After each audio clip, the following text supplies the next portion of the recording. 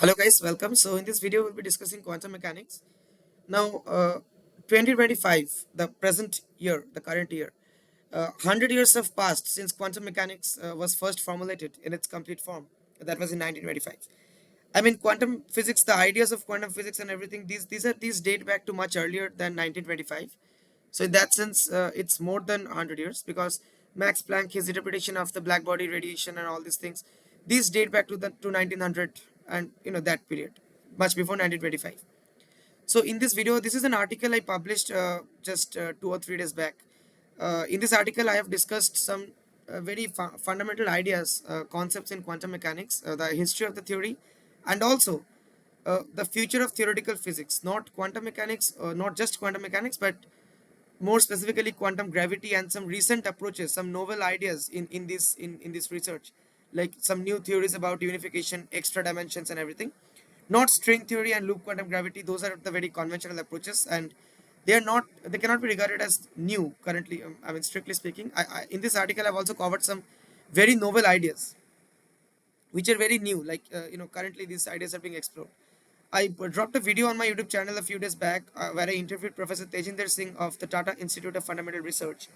If you have not listened to the interview, you can please watch the video because their sir has shared a lot of important insights about quantum foundations and his work and the future of theoretical physics in general. So yeah, now in this video, of course, not be reading this entire article. It's 53 pages long, but I'll be discussing some interesting, very important issues in quantum foundations, and also I'll be discussing some very fundamental concepts about quantum mechanics which are often represented in an incorrect way, even in undergraduate quantum mechanics courses and also in most popular science books on physics and quantum physics that are out there. Now these books, they do a very good job of making things interesting to the non-physicist, outlining the history of the theory and everything. But maybe to keep things appealing to the general audience, sometimes these books uh, like represent these concepts in a very incorrect way, and that's the reason a lot of readers, they form misconceptions. Like it's often said in quantum theory, oh, in quantum theory a particle can exist in two places at the same time. Now, that's not, strictly speaking, that's not the best way to say it. Before you make a measurement on the position observable, that's before you measure the position of a particle, the particle doesn't even exist in the true sense within the framework of quantum theory. So you cannot really see that the particle is at two places at the same time before it's measured. It's not at two places. It's nowhere. Before it's measured, it's nowhere. It only exists as a possibility. It only exists as a superposition of different possibilities. Now, of course, it's very difficult to give you a complete feel of these ideas if you are not a if you're not mathematically trained and if you have not gone through a training. Just by reading popular science books, you can only go so far. Again, I'm not saying everyone needs to explore quantum physics or physics for that matter. But if you want to explore quantum mechanics, if you want to explore any subject, I think it's good to do it in the correct way, even if that may be a slow process, because it's much more difficult to unlearn a wrong concept than to learn something at your own pace from the scratch, even if it's a slow process, because learning takes time. Okay, so let me just go full screen. Yes, just a second. So let's begin with this very beautiful, yeah. Let's begin with this very beautiful kind of quote. It's not my, it's actually my quote. I've not taken this from anywhere. So, to 100 years of questioning the nature of reality, turning uncertainty into law and matter into possibility. Now, before the advent of quantum theory, there was no place for uncertainty in physics, be it Einstein's relativity or Newton's mechanics and everything, classical mechanics, classical physics. Physics was everything was certain. I mean, we have a law, we have a fundamental equation in the theory, and that equation tells us how a system evolves with time. So, if we know the initial conditions, then we can employ that equation to exactly find out how the system evolves with time. In classical physics, for instance, we can always say that the particle will follow the trajectory of the path corresponding to the least action between an initial point and a final point. Right. So there is no uncertainty, and matter into possibility. Well, even today, a lot of people who are not familiar with quantum physics, they would say that this is common sense. If something exists, this laptop in front of me, this cup, and I mean whatever. If something exists, then it exists. It's not like possibility. I mean, why would we even think of possibility? I can see it's here. But in quantum mechanics, it's here, of course. In macroscopic objects like laptops, houses, cars, and all, they exist in a distinct, unique state. It's not like a cup is in a superposition of many different possible states. But again, I don't want to go into the question of microscopic and macroscopic, whether there is a line, where to draw the line between microscopic world and macroscopic world. Because ideally, if quantum theory is a fundamental theory, then the quantum mechanics should be equally applicable to large objects, uh, just as well as it applies to the small objects, the atoms and electrons. And of course, wave particle duality and these things, they do apply to large objects. We don't see the effect is not prominent because large objects are, they're very large, they are very massive and everything. So h over p is lambda, right? So the wavelength, the wave nature, it's not really noticeable because for that the wavelength should be of the order of, it should be very small, the microscopic order. And then the momentum should also be very high. I mean, if you think about it, the wave particle duality is a very fundamental principle of quantum mechanics, and it actually the most fundamental principle in quantum mechanics is probably the quantum superposition principle, and Heisenberg's uncertainty principle is a direct consequence of it. So when we say wave particle duality, what we say is that to every particle we can associate associated with every particle there is a corresponding wave, right? So again, there are a lot of, like, I don't want to go into the technicalities, group velocity, phase velocity, pilot wave, and everything. But basic idea is that, give me a second. Basic idea is that, so yeah, if you can see it here, if you can follow the my cursor. According to de Broglie's hypothesis, matter has a wave nature. Every particle has a wave associated with it that is spread out over some distance. I mean, that's the characteristic of wave. The wave is spread out, and particle is a point particle. Right. So this can be roughly linked to the idea that in quantum mechanics, particles have a probability of existing at more than one position before they're observed. So the particles have a probability of existing at more than one position before we make a measurement of it. Now, this is I think this is a better way to say it. But often in popular science books or in general conversations, we say, like, in quantum mechanics, a particle can be at two places at once before it's observed. No, it's not at two places at once. Before it's observed, it doesn't even exist in the conventional sense of the word existence. So this is quantum superposition, and it's a very qualitative definition. We'll come to the exact definition later, like soon enough. So after measurement, we will always find the particle at some definite location. But if we measure it again, we may find the particle at a different location. And this is not due to an experimental error. Quantum mechanics asserts through the uncertainty principle that we cannot, even in theory, predict the precise location of a particle. Now, the uncertainty principle is a consequence of the fact that the wave, just a second, yeah, that the wave function describing a particle is not a localized wave, but rather a superposition of waves. No, see, I'm just reading through the article. It's not a good idea. Let me just, let's just talk about it. So in quantum mechanics, you start with this question: I want to carry out a measurement. Fine. What kind of measurement? It could be anything. Position. You can measure the position of a particle. You can measure its velocity. You can measure its momentum. So these are all observables in quantum mechanical terminology. These are observables, and yeah, we can carry out a measurement of these observables. Time.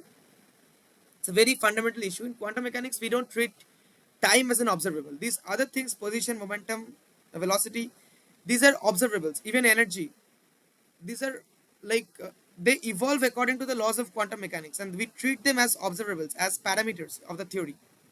Time, we don't treat it as something which we can understand using the framework of the theory. Time is something, in at least in quantum theory, quantum mechanics, time is an external parameter. I mean, we assume that there is this something called time exists, and it just just flows. We have this notion of time. So in that sense, we treat time to be a classical parameter, even though we are talking about quantum theory. We don't have a time operator. We have energy operator. We have position operator. We have momentum operator. We don't have a time operator in quantum mechanics. It's a big problem in quantum mechanics. So just like we can use a laptop without understanding all the inner details. So physicists have been using quantum theory, and quantum theory is very successful in the sense that the predictions, the results that we get by solving the equations of the theory, they match very well with experiments. So in that sense, physicists know how to use the theory to understand the world, at least partly understand the world. But we, even after 100 years have passed since quantum theory was first formulated, even today we don't know. There are a lot of foundational aspects of the theory that we don't know about. I mean, that we don't understand in a very satisfactory manner. There are just it's still a matter of intense debate. That's what I mean to say. So the first misconception is it's often said that okay, superposition principle. Quantum mechanics is based on linear algebra, so everything is linear here. You don't need to worry about non-linear dynamics here. We are still talking about quantum mechanics. So just like in classical physics, you must have learned of superposition, right? Superposition of two waves.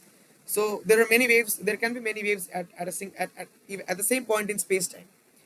That is actually a very crucial factor that distinguishes a particle and a wave. If a particle means a point particle. So if a particle is at this particular position in this particular time, that automatically means we cannot have a second particle in the same position at the same time. But waves can interfere, which means that yeah, waves are spread out, and in the same space-time point, there can be more than one waves. Now, at that point, sorry, the resultant wave at that point will be the superposition of all the waves present, all the individual waves present. That means, suppose if we have a wave like this and we have another wave upward, so then the effect will add up because both the waves are upward. If you have a wave like this and at the same point we have a wave like this downward, then it will cancel out. I mean, if they are exactly equal in magnitude, the upper wave and the lower wave, the crest and the trough, then it will be entirely zero. It will cancel out. Otherwise, also it will have a opposing cancelling effect. You can understand, right? But it's very crucial to understand that the superposition principle in classical physics is fundamentally different, conceptually different from the superposition principle in quantum physics, and that's what I've written here. If you can see, it is essential to understand that superposition in quantum mechanics is fundamentally different from the superposition of classical waves. So in classical physics, by the way, this article I'll give the link to the entire PDF. You can read the entire article if you wish. So yeah, in classical physics we talk about the superposition of wave amplitudes, like it could be electromagnetic waves, it could be sound waves, etc. Now classical superposition is deterministic and directly observable. Now this is where things get interesting. So deterministic, this is the most important part. If two classical waves meet at a given point, the amplitude of the resulting wave at that point would be the sum of the individual amplitudes of the two original waves. That's common sense. Now, under the same initial conditions, if everything else is same, we would always get the same result if we superpose these same two waves at that point or at any space-time point. We would get the same result. This is what we mean by deterministic. And also, what do you mean by directly observable? So in classical systems, we can directly observe and measure the amplitudes of the waves and we can interpret it physically. For instance, if two sources produce two electric fields at the same point. Now, as long as we don't change the sources, we can always measure the electric field. It will be a unique value. Electric field depends on the charges. And charges means that is what we mean by sources, the electric charge. So as long as we don't change the magnitude or the nature of the charges, then the electric field produced by them will not change. So we have a unique, I mean, we can observe it in a way. Of course, electric field, we cannot observe the electric field. It's a mathematical construct, essentially. But if we're not changing the sources, we can actually directly measure the electric field. And there is no uncertainty here. For the same sources, no matter how many times we carry out the measurement, we will always get the same value of the electric field, right? And it has a physical interpretation. It's the electric field. Uh, Now the situation is fundamentally different in quantum mechanics, where we talk about the superposition of probability amplitudes. Now this is not anything like the wave amplitudes; it's a probability amplitudes. We can also think of this as waves, but it's a very different scenario conceptually. So because these wave amplitudes are complex quantities, it's not like a normal wave where the amplitude is a real number. It's a complex quantities in general, and they're difficult to interpret physically. So these probability amplitudes are what we call wave functions. Okay, you can. This is where I am currently. This just a second. Yeah, these probability amplitudes are what we call wave functions, which are essentially states of quantum systems. Now, okay, let me just go over this. Just give a quick reading of this paragraph, and then I'll go over. I'll explain this to you. So we cannot directly measure the state of a quantum system the same way we can measure a classical parameter like the value of electric field at a particular point. That makes sense, right? Uh, the state of a quantum system. So first of all, it's very important to understand what we mean by state of a quantum system. In classical physics, the state of a classical particle would be its position and its velocity. If we know the velocity, we already know its momentum, right? Mass times velocity. Now, in quantum physics, the state of a quantum system is an embodiment of the collection of all possible measurement outcomes for a given observable on that system.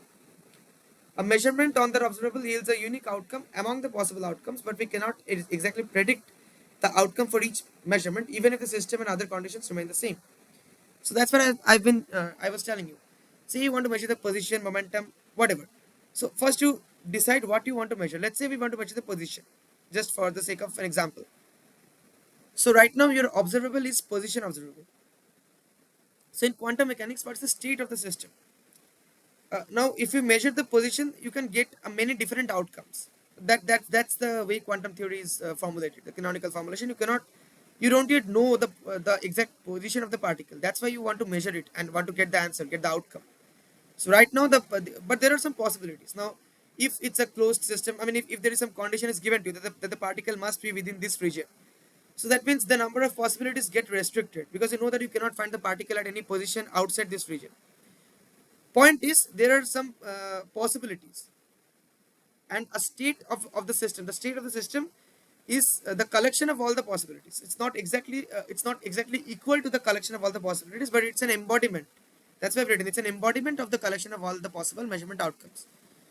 Now, when you do a measurement, you are bound to get an outcome out of these possibilities. You will not get an outcome that does not lie within this possibility, within this set of all possibilities. But you cannot predict what outcome you will get. Because say, let's say there are 10 possibilities, just to simplify things. So you will get an out. If you carry out a measurement on that observable, say position, then you will get an outcome which lies within this set of 10 possibilities. But you cannot predict which possibility you will get, whether possibility 1 or 2 or 3 and so on up to possibility 10. So you carry out a measurement, now you get possibility 9. After some time you carry out a measurement of the system, nothing else has changed. But this time you can get possibility 3. Within those 10 possibilities, you cannot predict. That is where the uncertainty stems from. Number one. And number two, this wave function, what we are calling the amplitude, the probability amplitude. So here we talk about the superposition of the wave function. So the wave function is essentially gives you the state of a system. So this is nothing like classical physics. We have no experience. We have not experienced this kind of thing previously in classical physics. Because here we're talking about a complex number, not a real number. We're talking about a state of a system, but the state is itself, we have to represent it using a state vector or a column matrix or whatever. I mean, it's not, you cannot make sense of it physically because it's a set of possibilities, right? So things are very different here, and we are talking about the superposition of this state. So it's not the same as the classical superposition principle. Now I have you can actually go read this article because I have written this in very layman friendly language. So even if you're not a physics student or anything, still you can read this article. That will be better because I cannot read everything. Read a 53 pages long article and explain everything in this video. That will, in that case, the video will be, I don't know, maybe 4 hours, 5 hours. I cannot do that. I'll be discussing some important points nevertheless. Yeah. So all of this I'll be just be skipping. Just explain the uncertainty principle. You can just take a read. Just read through this portion. So I'm just skipping this. And here also it's a very interesting. If you're aware of Feynman, just give me a second.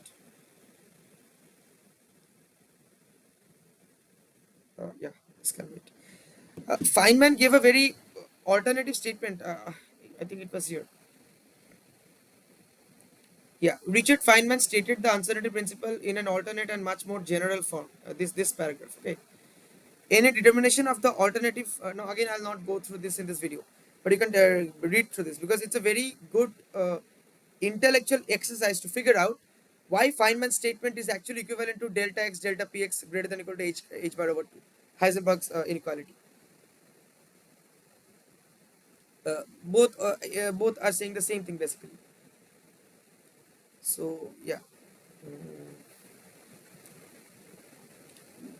This is actually in very well explained, not very well, but it's explained in pretty good in Feynman and Hibb's book on the path integral. And you can also this thought experiment where we have the double slit. I think I had the figure somewhere. Yeah, this is the figure. Modified version of the double slit experiment using electrons. So this is also there in Feynman lectures in physics part 3, the quantum mechanics. So basically here we assume that this you can see this wall with the two slits, the middle screen. Call it screen, call it wall, whatever. In this modified version, this is allowed to roll up and down. There are rollers, and it's free to move about. So then, as the particle deflects either through slit 1 or through slit 2, and then let's say the particle reaches the detector. So we have placed the detector in that position.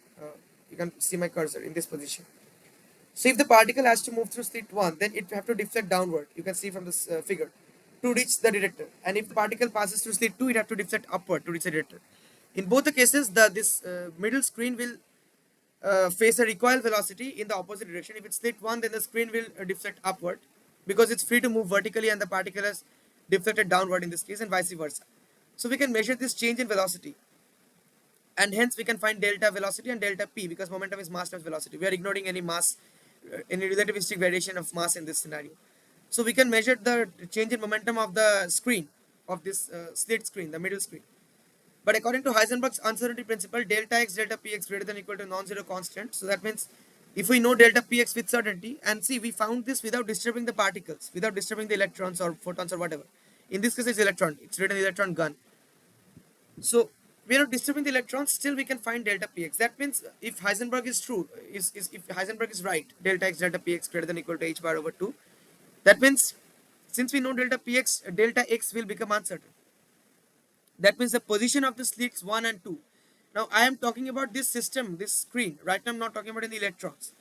So if we can find delta px for this screen, then that means delta x, the position of slit 1 and slit 2 will become uncertain. Delta x is the difference in the position of slit 1 and slit 2, right? So that will be uncertain. And if delta x, I mean if the slits, the position of the slits are uncertain as the screen is moving up and down, then we cannot really predict that the electrons which are passing through the slits there and reaching the final backstop, the final screen, we cannot predict the position of the electron, and the interference pattern will essentially be lost. So we assumed Heisenberg's statement to be true, delta x delta px, that inequality, and then we showed that that automatically implies Feynman statement. You see, uh, any determination of the alternative taken by a process capable of following more than one alternative destroys the interference. So here the interference pattern is destroyed. And any determination of the alternative, because we are trying to determine the delta px and we are trying to find out which slip the electron went essentially, right? Because we are trying to find out delta px. So that means we are disturbing the system when it's in an intermediate state. So you can also, if you look at the mathematical way we define the superposition principle in the bracket notation and all, I'll not go deep into that. You can again read the article. It's very written in a very friendly language. You don't need to know the technical details of quantum mechanics to make sense of it. Everything is explained. So yeah, yeah, one important point I would like to discuss in this video. One more important point. Yeah, this point. Just a second. Yeah, it is important to realize that the difference between a measurement and a quantum system and its time evolution is fundamental and crucial. So it's often said that the time evolution of a quantum system is unitary, and that means in more simpler language, in more accessible language, that means that the time evolution of a quantum system is deterministic. There is no uncertainty here in the time evolution at all. The time evolution of a quantum system in state, let's say psi is the wave function, that is governed by a differential equation which we call Schrodinger's equation. So the time evolution of any quantum system is governed by Schrodinger's equation, and that is a deterministic equation. There is no uncertainty by itself in Schrodinger's equation. Okay, so time evolution is deterministic. That means as a quantum system evolves, there is no uncertainty and no information is lost. That is a principle of unitarity, and this becomes very important if we discuss the black hole information paradox and move into domains of quantum gravity. But we will not do that in this video. Okay, so yeah, no information is lost as the quantum system evolves from state A to state B. And mathematically, actually, the probability of a system evolving from state A to state B is mathematically actually exactly equal to the probability of the system coming back to state A from state B, the reverse probability. Now this is for quantum mechanical system, okay, and this is time symmetry is followed. Of course, this is not followed for macroscopic objects. The probability of a cup falling from of this cup falling from my table and breaking itself is not the same as the probability of this cup, of the broken cup rejoining itself. Of course not. There we need to consider the arrow of time, entropy, and everything is still an open question. I recently published a kind of hypothesis type of article on this entropy arrow of time.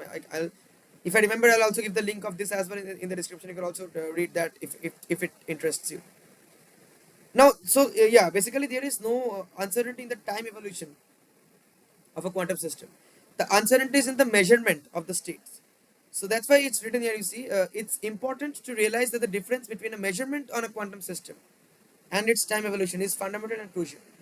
Time evolution of a quantum system is governed by Schrodinger's equation, deterministic equation. For two given fixed states A and B, the probability of A to B is the same as probability of B to A. Anyway, Yeah, provided every other condition remains the same and it's a closed system. The system does not interact with the surroundings.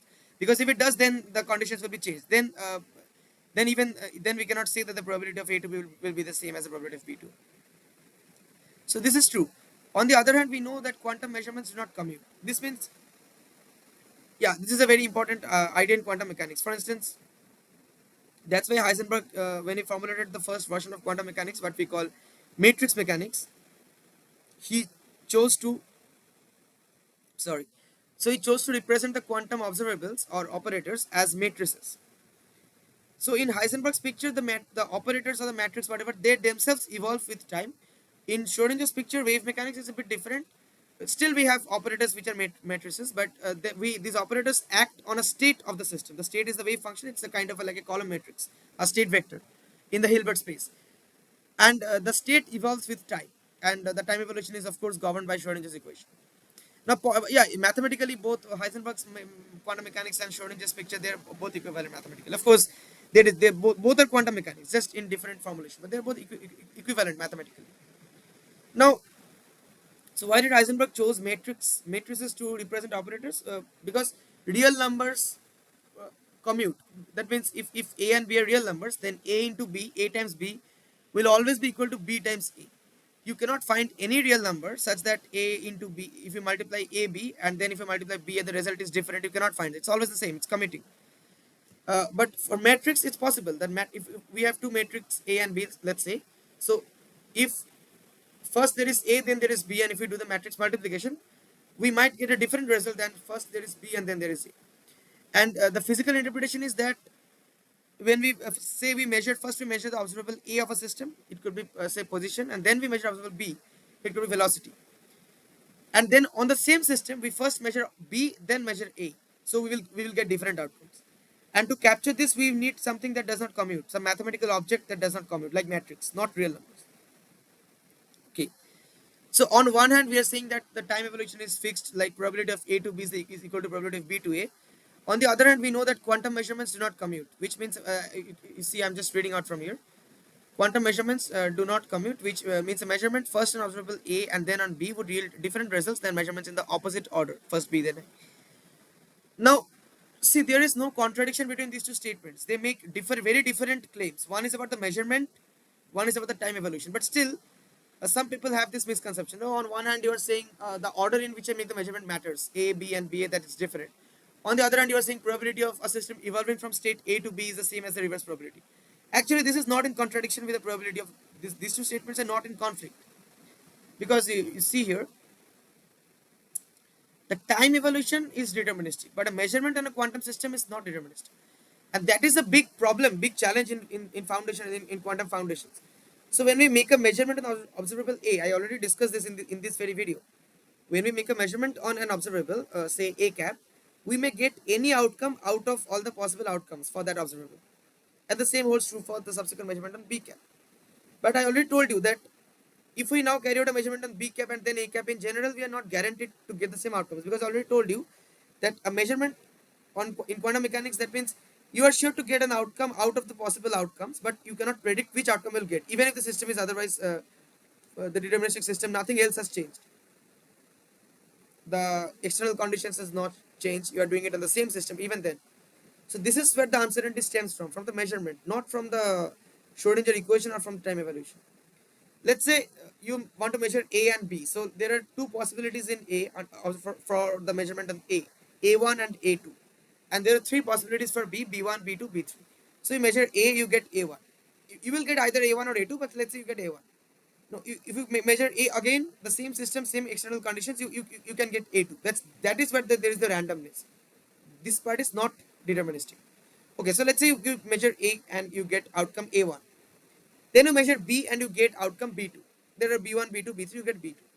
Now you want to do the reverse. Now let's say you measure B. Now this is the thing. Since you're doing a second measurement on B, you are not guaranteed to get B2. So let's say you get B3 this time, and then again you measure A, you get, let's say, A1 or A2, either way. So it's not the same. First time you get A1 and then B2. Now you get B3 and then, let's say, A2. So this tells nothing about the time evolution. But if a system has actually evolved from, let's say, state A1 to state B2, if it has evolved, if we have already calculated the probability for this particular evolution from state A1 to state B2. Now here we're fixing A1 and B2. We are not saying from state A to, I mean, A is an observable. You have to fix the state. Then we can say that the mathematically the probability that the system will evolve from state B2 to state A1 is the same. But if you're doing a measurement on B, you cannot guarantee, you are not guaranteed to get B2. So that is the thing. No, these are very simple issues, but still very like a little bit counterintuitive and a little bit subtle issues, which are not, if you do not think deeply about it, or if this is not told you very clearly, you might form misconceptions. That's why I thought of discussing this, right? And here you can see everything that we've discussed so far is standard QM. However, the question of why time seems to flow, I mean, you can just read this article. I'll not go through everything, of course. But let's see what else we can discuss. Some important points we'll be discussing in this video. Just as a tribute to 100 years of questioning the nature of reality, turning uncertainty into law and matter into possibility. Right. So this thing also I think I have discussed in some of my previous YouTube videos. Like, for instance, this is Schrodinger's equation. This equation you can see this equation. It's Schrodinger's equation. So there is a second order derivative in space in x, which is the position variable space, but there is a first order derivative in time, del chi del t. So basically, this equation treats space and time differently. But in relativity, we have space and time are on the equal footing, same footing kind of. Time is just a fourth dimension. So highlights the tension between quantum theory and relativity, because this is we need to reconcile these two theories if we need a theory of quantum gravity. Right now, I just told this in a very brief manner, but you should read this article if you're interested. And here I've discussed black hole information paradox, which is a paradox that arises when we try to merge quantum theory and gravity. So black holes are a prediction of general theory of relativity when we have infinite space-time curvature. Basically, the space-time curvature is so intense that no matter, not even light, nothing can escape that. Right. So essentially, it's a singularity, which means even general theory of relativity breaks down at the center of the black hole. And on the other hand, from quantum theory, we have this prediction of particle antiparticle pairs. They can form these pairs of particles and antiparticles can form in vacuum, and then they will again annihilate. They will again collide and just vanish, annihilate. So this you can think of it as temporary fluctuations in energy, but this is allowed because according to Heisenberg's uncertainty principle, just like delta x, delta px, the position and momentum, this also applies for energy and time, delta E, delta t. Again, we don't have a time operator. So yeah, this uncertainty principle, energy time uncertainty is true because of course energy is proportional to frequency. E is h nu, and time is time. So we already know that frequency and time they follow the Fourier transform. Even basic electronics courses will know this. You don't need quantum mechanics for that. They do follow the Fourier transform, right? Frequency and time. In frequency domain, if a signal is like this, then in time domain it will be spread out. Frequency is basically 1 by time period, right? So this is very important applications in electronics industry when you're trying to make a device, attenuation, frequency, domain, time domain. All of this is important. But yeah, for our purposes here, this is true. Delta E, delta T greater than equal to h bar by t. This is true. But we don't have a time operator in quantum mechanics. That's something else. But yeah, for the black hole information paradox,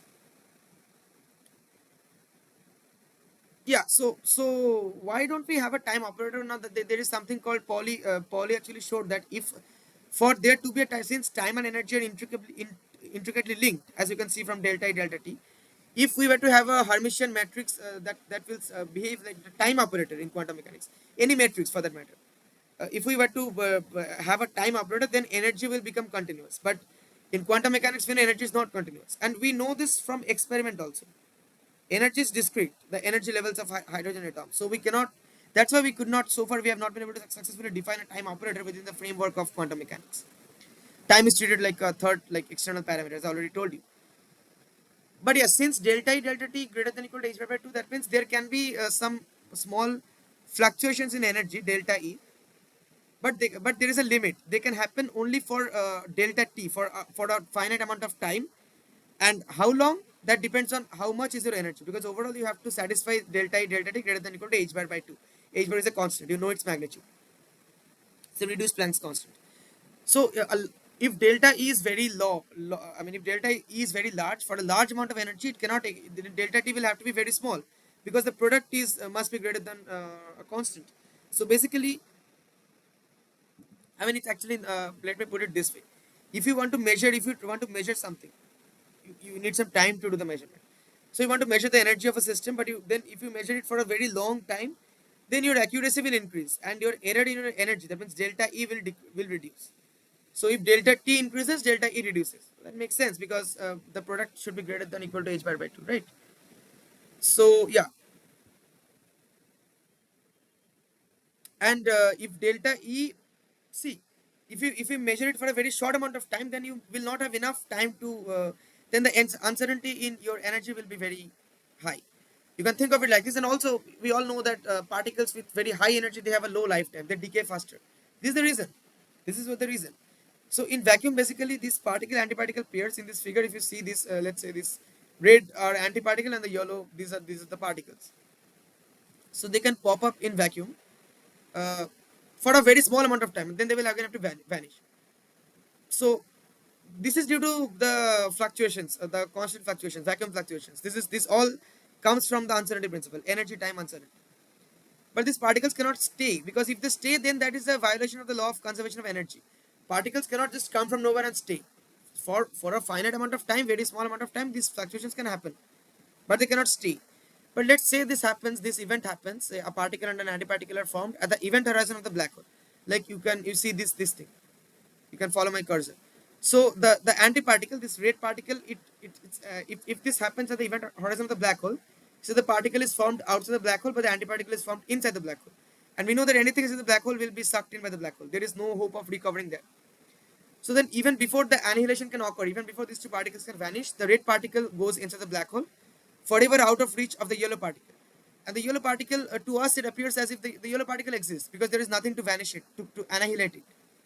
So then it appears that it's a violation of the conservation of energy. So where did the yellow particle come from? Now, to an external observer, it would appear like the yellow particle is emitted by the black hole itself. We cannot see what's happening inside the black hole. The red particle went in the black hole.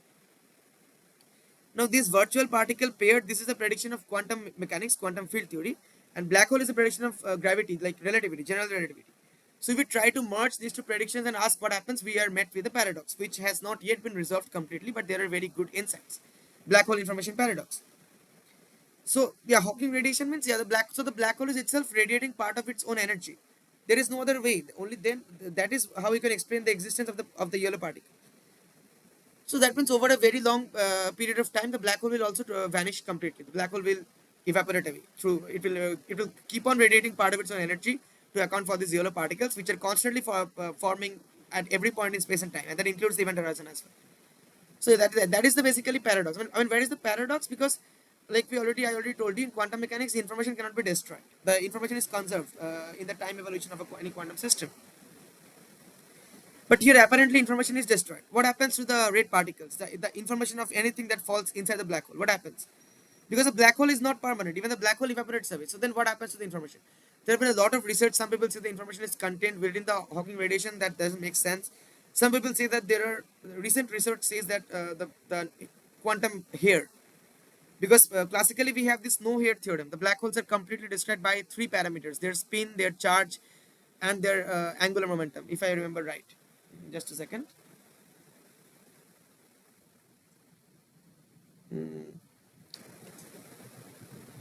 I think I said it correctly, but let me still just.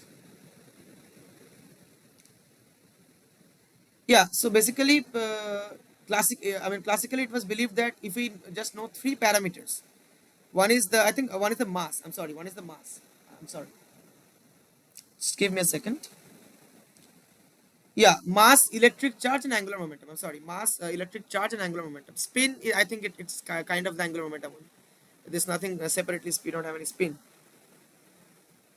So if we know these three parameters, we can completely describe a black hole. This was the initial assumption, but recent research says that no, when an object falls inside a black hole, it leaves some traces in the field around the black hole. So that is where the information is stored. And a lot of ideas. Holographic principle. Holographic basically means you can store the information, every information, all the information in a 3D space. You can store it etched in a 2D surface. So according to holographic theory, the entire information is stored in the surface of the black hole, which is two-dimensional. Inside the volume, there is nothing. We don't know what is there actually, more precisely. So I'll just be skipping all this. Yeah, just look at this. This is a very interesting idea. It was this is the Page curve. It was proposed by Don Page. So the along the horizontal axis we have plotted the time. Actually, more precisely, the lifetime of the black hole. So in the origin, the black hole just forms. So when the black hole just forms, its surface area is like almost zero. It just forms. Surface area is not zero. Sorry, but I'm not sure actually. But this is the time the black hole just forms, and this is the time when again this curve comes back to zero. I mean to y equal to zero. Along the y-axis, we have entanglement entropy. So this entire lifetime of the black hole, so it starts here and then it goes up, then again it comes down. So at this end point, final point, the black hole is completely evaporated away when its surface area is essentially zero. So what is entanglement entropy? It's a measure of information between, like I told you, right? One particle is inside the black hole, one particle is outside the black hole, but those particles are forming at the event horizon. So quantum mechanically, we can see that these particles are entangled with one another.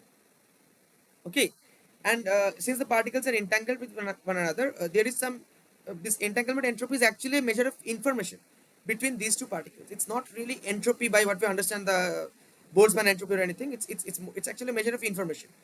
The how strongly there is these particles are entangled, and of course in quantum mechanics these entanglements are non-local. It doesn't matter if one particle is inside the black hole and the one particle is far away. The spatial separation doesn't matter at all. So initially we see that this information or entanglement entropy is increasing, and then it reaches a peak and then it is decreasing. Why? So you can try to understand it very simply. Very simply. Initially, when the black hole is just formed, so say the black hole has formed, and since the black hole has formed, it now has a well-defined event horizon. So this particle antiparticle pairs will keep on forming, and since it will keep on forming, this like as more number of particle antiparticle pairs form at the event horizon and the particle goes away and the antiparticle falls in the black hole, the total information associated with all these pairs will increase, and that's why we see a rise in the entanglement entropy. But as this happens, the black hole is also evaporating away. The black hole is also radiating part of its own energy to account for the particles that went outside the black hole. So the surface area of the black hole will decrease after a point. And if the surface area decreases, then the probability of particle antiparticle pair forming and that is also coming down because the black hole is shrinking essentially. So that is why you see it after it reaches a peak and then it comes down. And when the black hole evaporates away completely, there is nothing left. Then of course this information of a particle of two particles, one is inside the black hole, one is outside the black hole. The information of how strongly they're correlated, it makes no sense to talk about this because the black hole doesn't exist anymore. So then again, this entanglement entropy drops to zero. And this is, you can even think about it very simply. Sorry, just give me a second.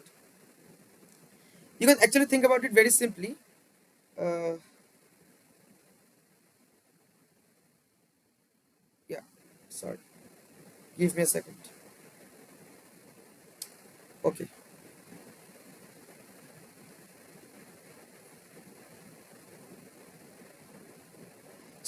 Sorry for the interruption. So basically, we can talk about say entanglement entropy. You just read information and just read time.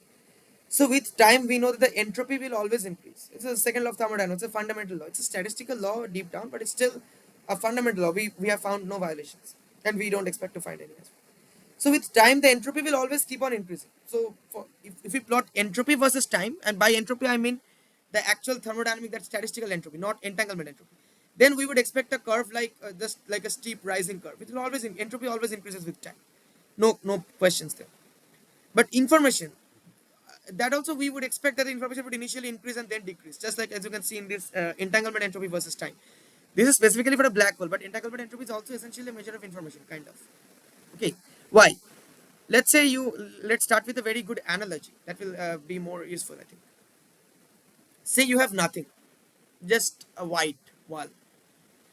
This is an analogy, don't take it very literally, just to make you understand. White means nothing, it's just white, everything is white. Say this is a white page, suppose I assume this is a white page for a moment. There's nothing, no text on it, no figures, no black ink, nothing, just a white page. So that is your initially, that means information is zero, because I mean, what is information? If you have something, if you have something, then you can ask about the information of that thing. But if there is nothing, then there is no point in talking about information. So this is actually this origin, the information is zero, and this is at the beginning of time, before the big bang. There was no universe, nothing. So that was actually a very low entropy state, right? Because there were no particles in the first place. How will we define statistical entropy? How will we define microstates? How will we define configurations? Now, as the system evolves, say the universe has formed, then stars and galaxies are forming, complexity is increasing, and then information is rising. Obviously, information is rising because oh, so many complex structures are arising, and now we need information to describe what is happening where. You understand? Now, but at the end, I mean, at the end means so the universe is evolving and it's evolving to a maximum entropy state. It wants to reach equilibrium, right? And maximum entropy state means when there will be many particles. So in that sense, it's not really simple, because before at the beginning of time there were no particles, there was nothing. But now we have a lot of particles. But once the universe has attained complete thermal equilibrium, what we call the heat death, then all the particles will be uniformly arranged throughout the universe. There no structures can exist. I am a very complex structure because the particles in my brain are arranged in a particular way. The density, the density of my body is not the same as the density of the air around me. It's everything is not in equilibrium. If everything was in equilibrium, I could not live. The vital life processes that are going on in my body would not be possible. But at the end, after billions of years, that is what we expect, that the universe will be in a state of complete thermal equilibrium. That means there can be no energy transfer from one point in space to another point in space. Through time, there can be no energy transfer. Right now, I am transferring energy. I am talking, sound energy. I am taking food. I am assimilating the food inside my body, and I am getting energy out of it. I am getting oxygen. So all this is happening in the living organisms, in everything, everywhere around us. Then there would be nothing. So everything would be the same everywhere, and with time, nothing would change. Many particles, but uniformly arranged. So that is the end stage. Now think about it. For a moment, if we ignore the information about the particles, all are identical particles, fundamental particles, right? Then that is information. That's also a very simple state because you don't need a lot of information to describe that state. It's the same everywhere, just like nothingness, just like before time, before Big Bang, everything was white. Now also everything is white basically, because you don't need any information to describe like, oh, that part is the like this part evolves like this. No, nothing is evolving as a whole. It's maybe the particles are colliding, but as a whole, it's a uniform state. Nothing is changing. So you need less information, and that is this part. That is where it comes down. Information is maximum somewhere in the between. The example I was giving. So initially it was white color. Then you have seven colors: violet, like Vibgyor, violet, indigo, blue, green, yellow, orange, and red. Now when we mix the seven colors, we again ultimately we again get this entire white color. So white is white. Whether it's just pure nothing white, it's nothingness kind of white, just in a way of speaking, or it's a mixture of the seven colors. So that's what I'm saying. And another important thing is okay. I think this also I discussed in one of my previous videos. This particular example. You can just have a reading. Mathematical abstractions play an important role in simplifying physical theories and reducing the number of variables that must be explicitly determined in order to obtain complete information about a system within the framework of whatever. Point is, we often this is actually not strictly related to quantum mechanics, so maybe I should skip this. But in this article, since after this I have outlined some new approaches of unification and quantum gravity. For this, you need to unify quantum field theory, which describes three forces of nature except gravity. There are four fundamental forces. And a very problem with quantum field theory with standard model of particle physics is that although it's experimental, it's a very successful theory. Its predictions match and everything, but we don't yet understand the arbitrariness, like why this particular feature of standard model is like this, why that particular feature is like that. It appears arbitrary. Why are there three dimensions of space and one dimension of time? That's question we don't know. Why is the why is are the mass ratios, the three generations of fermionic particles, why do the mass ratios between them go as they are, that particular number? We don't have these answers. So physicists believe that if we can find a very underlying general mathematical structure, then we can find the answers to these questions naturally. These numbers which appear arbitrary, the answers to why these numbers will naturally arise from the mathematical structure. This is not really an example, but one good illustration in even in classical field theory, electromagnetic theory, is that so when we talk about the forces, first we start with forces, Coulomb force. That's not a very good idea because force to find the force, it's 1 over 4 pi epsilon naught q1 q2 over r square. So to find a force between two charges, you need information about the location, the separation between the charges as well as both the charges. But when you have a lot of charges, a collection of charges, it becomes very difficult to directly apply Coulomb's law. So then we move on to the field formulation, electric field. We define something called electric field. So say we want to calculate the effect of a collection of charges on this particular charge. So instead of calculating the force of each individual charge in this collection by using Coulomb's law so many times, we can find the electric field for this, and then we can just use the field. We can multiply the field with this charge Q to find the force. Right, electric field. This also obeys the superposition principle. I was saying the electric field superposition principle. But when we are doing electromagnetism, both electricity and magnetism, more realistic system. So electric field E and magnetic field B both are vectors, and there are six components in three dimensions. Electric field is Ex I cap plus Ey j cap plus E z k cap. Magnetic field B is Bx I cap plus By j cap plus B z k cap. So there are six components you need to uniquely determine to know E and B, the electric and magnetic fields, and only then you can predict find some information about the system. But now, so that means force to field means we are mathematically going more abstract, but it actually helps us in our calculations. It simplifies the theory. Mathematically, force is something, it's physics. We can actually visualize the force. Okay, two charges move apart. You rub your comb on your hair and you have some paper pieces. We all know this experiment, classic electrostatic experiment. So we can actually see this. Now, electric field, magnetic field, we cannot directly observe them. We can observe the effects of everything, but we cannot really observe it. So we're going more abstract. Now from field, if we go even more mathematically abstract, if we go to the potential formulation, things become even more simple. Now I'll not go to the exact mathematics here. That is classical field. I mean electromagnetic theory. But basically, right now we need six components for E and B. Both are vectors. But in the potential formulation, we define something called V, which is the scalar potential for electrostatics. This V. Okay. Yeah. This thing. This V, it's a scalar electrostatic scalar potential. Since it's a scalar, it's just a single number. It's not a vector, so it's not three components. And we define a magnetic vector potential A. This is a vector, so there's three components. Now this is mathematically very abstract. What is V? What is A? You cannot observe V and A. It's mathematically very abstract. But if we define them, then you can use these operations like the electric field we can find. But it's like negative of grad V minus the the time derivative of A, and B is just the curl of A, the magnetic field.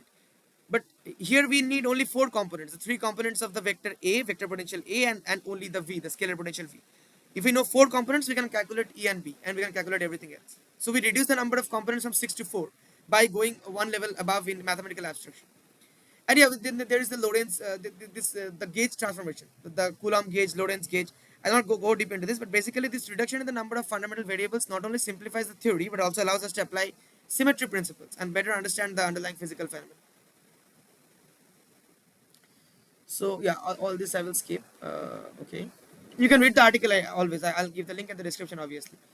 Yeah, so this is a very novel theory. Okay, here I'll just briefly discuss this. Okay. Briefly discuss. It's already nearly 1 hour long, 52 minutes long. This video. A novel approach toward unification that's being explored by some physics, extra time-like dimension. Yeah. So theories like string theory predicts extra dimensions of space, and these dimensions are curled up, but at every point. I mean, predicts means the mathematics of string theory. If you try to unify all the forces into a single framework, the mathematics demands that there be more than the three dimensions of space that we can observe. These dimensions are present in every point in space, but they're curled up to very small dimensions that we cannot detect. So it's essentially you're like they will only be detectable at very high energy, which is out of reach of present experimental technology. And yeah, that's why these theories are very abstract mathematically, and there is no experimental validation also. It's not. That's why a lot of physicists are not very comfortable with these theories. But a very good recent novel approach is this thing. So let's say we define two events in our four-dimensional universe. I'm reading out from this part. So an event is defined by like the three space coordinates x, y, z, and the time coordinate. When did the event occur, the time, and where did it occur, x, comma y, comma z. So let's say we have two events, E and E prime, and see we are following this convention, this east coast, west coast, whatever. For in our convention, before the time we have a plus sign, before the space coordinates we have a negative sign. So this dA squared is something which we call the space-time separation, space-time interval essentially. So this is basically a constant parameter. It doesn't change even we are. This is basically the space-time separation between two events, E and E prime. So no matter whatever reference frame we observe these events from, this dA square, the space-time separation does not change. That is the basic meaning. Otherwise, in relativity, but depending on what reference frame you are in, what is your velocity, the velocity of your reference frame, observers can disagree between when did an event occur, where did it occur, space, this perception since length and time dilation, length contraction, all of these things there. So that can vary. Of course, this cannot happen like if two bodies collide, then from one reference frame, you see that they collide. From another reference frame, you see that they miss each other. That is not possible because collision means energy, everything is. But yeah, slight disagreements can be there depending on between observers, depending on their velocity, their reference frame. But this ds square parameter, it's essentially a constant. I think it's written some.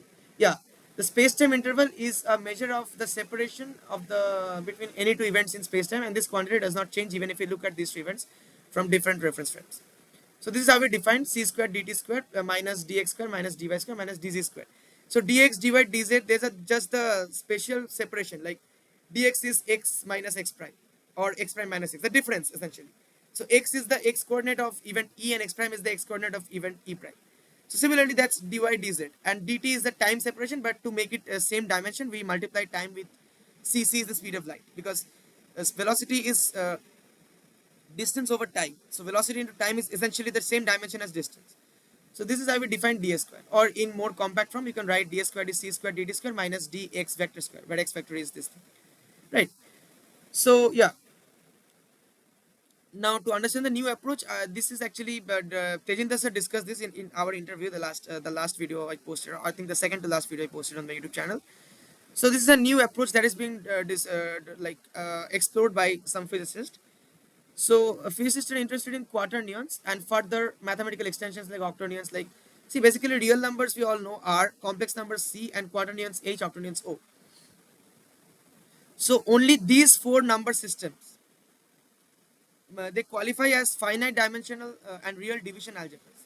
Like basically, division algebra means one of the most important condition. This is not the only condition, but one of the most important condition is if AB is zero, if A times B is zero, then either A or B has to be zero. That is one of the most important conditions. Okay. So this is not true for matrices. You can multiply two non-zero matrices but get a zero matrix. So that's why matrices don't form division algebras. Now division algebras, why are physicists interested? Because they offer a uniquely rich mathematical structure for describing fundamental symmetries and interactions in the universe. So a real number we know is just a scalar, just a single valued number. Say 1.7, it's a real number. Complex number, it's two dimensional because it's of the form a plus ib. So we need two dimensional real space to represent a complex number, the complex plane, right? X axis is the real axis, y axis is the imaginary axis. So here a plus ib, here a and b are real numbers. That's why we need two dimensional real space. And I is the imaginary, like this under root minus 1. It's the complex conjugate of that's the imaginary number, and the complex conjugate of I is minus I. I star is minus I, and a and b are real. That is the definition of a complex number. It's defined on a two-dimensional real space. So what are quaternions? Quaternions are basically extensions of complex numbers. They are of the form a plus ib plus jc plus kd, where a is the real part and the rest is the imaginary part. Now a, b, c, d, they are all real numbers, but I, like I, j, k, they're just like the I, like I square and j square, k square, and I into j into k, they're all minus 1. Like I is under root minus 1, so I square is minus 1, right? And their complex conjugates are the negatives. I star is minus I, j star is minus j, k star is minus k, and a, b, c, d all real. So obviously, as you can see, quaternions, to define a quaternion, we would need a four-dimensional real space. Octonions are further extensions of quaternions. We will need eight-dimensional real space to define octonion. Now we are more interested in something called split biquaternions. So what are biquaternions? Biquaternions are quaternions but with complex coefficients. Biquaternion means just like this thing, just like this thing. But now the now a, b, c, d, the coefficients are no longer real numbers. Now they're complex numbers. So a is itself a plus ib. Let's say a is a1 plus I a2, b is b1 plus I b2, c is c1 plus I c2, d is d1 plus I d2. Now this I is the under root minus 1. And overall a, b, c, d, they follow this a plus ib plus jc plus kd. Actually this the I with the b, that is not the I we are using for a, b, c, d, because right now a, b, c, d are themselves complex numbers. So total, now I think you can understand, total there are 8 dimensions, because there are 4 dimensions a, b, c, d, and a, b, c, d, each of them are 2 dimensional. They're complex numbers. So 8 dimensional real space, 4 into 2, right? So complex coefficients a, b, c, d are complex quantities now and belong to C instead of R. So clearly they are defined in 8-dimensional real space. In addition to the 4 quaternionic dimensions, the coefficients themselves are now complex numbers and defined on 2D real space. So split biquaternions, now, so this is biquaternion. Now what is split biquaternion? Same thing, but this A, B, C, D, which are complex numbers, like I told you, right? A1 plus I, A2, B1 plus I, B2, where C1 plus I C2 and D1 plus I D2. So these are A B C D, and where I in all the cases squared is minus 1. This is for the ordinary biquaternion. For split biquaternions, it's just like any other biquaternion, but these complex numbers will be of the form of a split complex number. That means in this case, this I square will be plus 1 instead of minus 1. So here also A is A1 plus I A2, B is B1 plus I B2, and so on. But I square will be plus 1, not minus 1. And I is of course not plus minus 1. I mean, if I is plus minus 1, then I square is anyway plus 1. So then there is, what is so special about I? I is not plus minus 1, still I square is plus 1, which is something. So you cannot define I to be under root minus 1, because under root minus 1, then I square will be minus 1. So that is the only difference for split biquaternions. And everything else is more or less the same. So if you see the product of two split complex numbers, I mean the product of a split complex number and its conjugate. Say we have a split complex number x plus iy and its conjugate will be x minus iy, because conjugate is still I star is still minus I. So if you see, their product would be x square minus y square, because I square is plus 1. And structurally this looks like the spacetime interval, right? ds square is c square dt square minus dx vector square. This is why physicists are very interested in this, and not only that, this the basic idea. I'm sorry. I mean, the basic motivation is to replace the real numbers. See, usually we define space-time using real numbers, right? Space-time means x, comma y, comma z, comma t, and all of these are real numbers. X is, let's say, 1, y is 2, z is 3, and time is, let's say, 5 seconds, and whatever. We use real numbers usually. Now the motivation is to replace the space-time using split biquaternion, space-time points. Every point in space-time is now a split biquaternion. It's no more a real number. By doing this, what we are doing actually, real number could be any value, real number, any value. But split biquaternions, they must follow some mathematical property. I told you the definitions and everything, very roughly. So now, and it seems that you can just read this part for a qualitative understanding. It seems that if space-time is further extended to an octonionic valued space-time, then in our theoretical framework, we could incorporate the internal symmetries of the standard model and more features that are observed in the universe, and even make new and testable predictions. Basically, if we replace real numbers, the space-time points, the real number values of the space-time points by split biquaternions, we see that a lot of the features of standard model that seem arbitrary, they automatically comes out of the theory. Not only that, the theory also makes some new predictions, which is why this seems very interesting to me. And it's a good time to discuss this also, because 100 years have passed, and now it's time to address these foundational issues in quantum mechanics. They have been ignored for too long. So this way, physicists seek to naturally explain the apparent arbitrariness in current physical theories. Now, Newtonian physics treated spacetime as a fixed stage defined by real numbers. Spacetime is dual valued in relativity as well, but now spacetime is dynamic, and spacetime curvature determines the motion of matter and is directly responsible for the force of gravity. And that was the picture in general relativity. Gravity is due to the curvature of spacetime. So, in Newton's physics, spacetime was fixed background and real value. Now, spacetime is in relativity. Spacetime is still real value, defined by real numbers, but it's no longer fixed background. It's dynamic and all these things. That's why Wheeler famously said, space-time tells matter how to move. That's why the Earth is revolving the Sun, gravity. That's why when we throw the stone, it falls down. The Einsteinian interpretation, not the Newtonian interpretation. That was very simple, overly simplified, not accurate. So space-time tells matter how to move, the curvature of space-time, and matter tells space-time how to curve. Massive body will curve space-time around it much more prominently than a less massive body, right? But now, once we do this replacement of the real number values of spacetime by using split biquaternions, now we can say that spacetime not only tells matter how to move, but spacetime also tells matter what to be, because even the properties of the matter are being restricted by this, and it's a good thing, because they actually they actually predict a lot of things, a lot of arbitrary properties we observe in particle physics standard model. But yeah, now you can read this part. Research in the above direction has brought us to an apparently strange conclusion that space-time, the universe could be six-dimensional with three space-like and three time-like dimensions. See, there is a symmetry is being maintained. Number of space-like dimension and number of time-like dimension, they're symmetric. It's not like three space dimension x, y, z and only one time dimension t. But yeah, it's very important to know that, to understand that when we say three time-like dimensions, we are not saying there are three times. Time is something we don't understand even today. But by these time-like dimensions, we don't mean the time that we usually talk about, the past, present, future. See, basically, okay, so these are some new predictions of the theory. Like the theory predicts many new forces as well. But I think, yeah, the remaining, just a second. I think we can skip everything. Yeah, the remaining six imaginary directions create the six-dimensional space-time we have mentioned. Basically, we are replacing space-time with split biquaternions, and we told you we just saw that split biquaternions are defined on eight-dimensional real space. Of them, two would be real. Let me show you why. Just a second. Yeah. So let's say this is a split biquaternion. So it's defined on eight-dimensional space. Why? Because you can already see four dimensions, four directions, and each A, B, C, D, each are complex numbers now. Since we are talking about biquaternions, that means for A we actually have two directions, for B two directions, for C two directions, for D two directions. So in total eight directions.